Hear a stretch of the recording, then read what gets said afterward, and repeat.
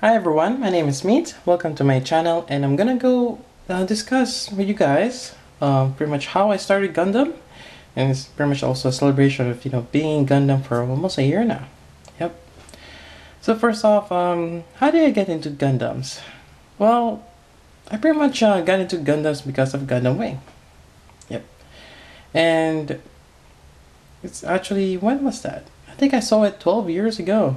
Yep, 12 years ago. Growing up, you see these awesome robots, shooting each other or blowing things up. Just looks amazing. So that's my first time getting to Gundams, and it's really interesting how they create this designs and this animation. And from that, I got my first kit. It's a 1:1:4 scale Tolgis. It's the clear version, and I always had problem with clear version. It's probably not the best kit to start out with. Well, I didn't know back then that clear is not a good idea, but it's something that hey, it's a cool looking kit. And actually, I wasn't. I just grabbed the one that looks cool. Actually, I think at that time I liked the dead side or the heavy arms. I should have picked those instead. Oh well. That was way back, and I painted it look horrible. Yeah.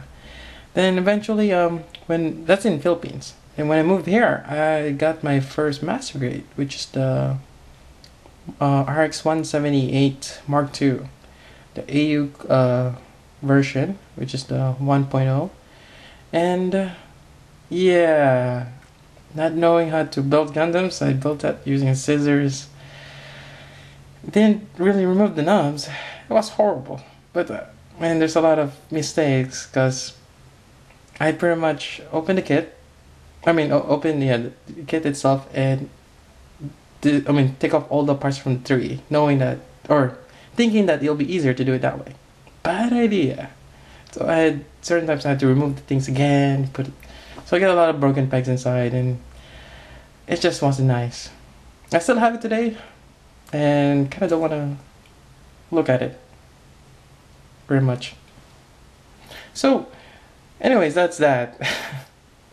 So years went by. I went through, playing MMOs that I actually got addicted to really bad. Don't get yourself hooked into MMOs. Waste a lot of time. Yeah. Well, it's nice to play them casually. Just don't immerse yourself into it too much. Yeah. And I got myself into Stickbus eventually. This is in 2008. And 2008, yeah. During the 2008, I got into Stickbus, as you can see here.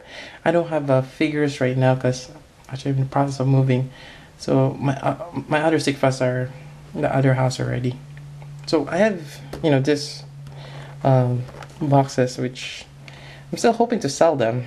Any of you want to get Stickbus, contact me and we can discuss later. But yeah, I got into Stickbus, and well, actually it's another story how I get Stickbus, but this is about Gundam. But eventually Stickbus kind of ran out of or they just stopped producing new kits, and it's pretty much a dead end. You can't really work on something that stopped making. So that kind of sucked. So look around, and I was actually looking for something the same scale, like 3.5 inch or 3.25 inch. And I remember, Gundam's made those, right? And I look around like, oh, I found a chibi size Gundam, small ones. Oh, that's chibi too. And that kind of, or I find it quite interesting. It's not like Stickbus, because if you look at Stickbus, like that one, it's really plain. And the cool thing about Stickbus, you can customize it. So coming from a customizing background, Gundams, it's already pre-detailed to you, but it's just so many things that you can do with it, right? And one good example is right here. I customized that one.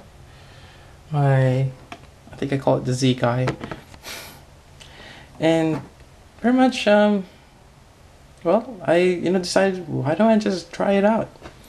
And I could order from online or eBay. I typically buy my stick fest from there. Or there's also online stores. I bought it way back. But then I just decided, you know what? Why don't I give this a try? And well, I was thinking buying it online, but it's kind of pricey with all the shipping you have to, or because if you buy a Gundam kit like this one, this costs about what, $6-8. Shipping is about the same, so that's kind of like, why am I buying something and I have to pay twice as much, right? So it took me a while before I actually bought one, and actually I bought one from a local store, which is really close to me. And unfortunately, their kits are pretty much buying from online. And my first kit was, my first Super Deform is this one right here. And one thing I like about the Blaze Zaku Phantom is the design. Yes. And surprisingly enough, the design on the seed line is pretty good. You have this elbow articulation right here, which is awesome. You don't get that, lately.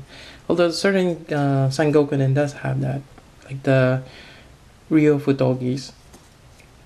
And the Ziza has an elbow articulation, but not as good as that one.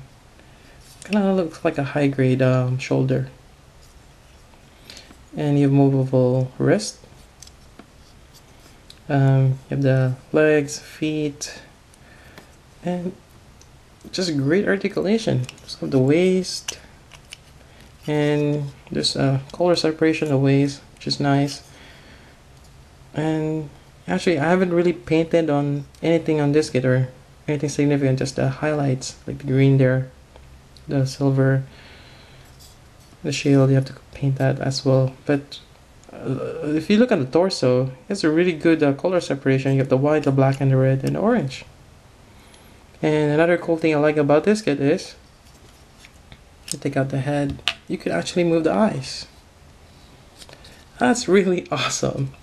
And I must say, getting this as your first kit, it's a great plus, and pretty much what draws me into Super D4.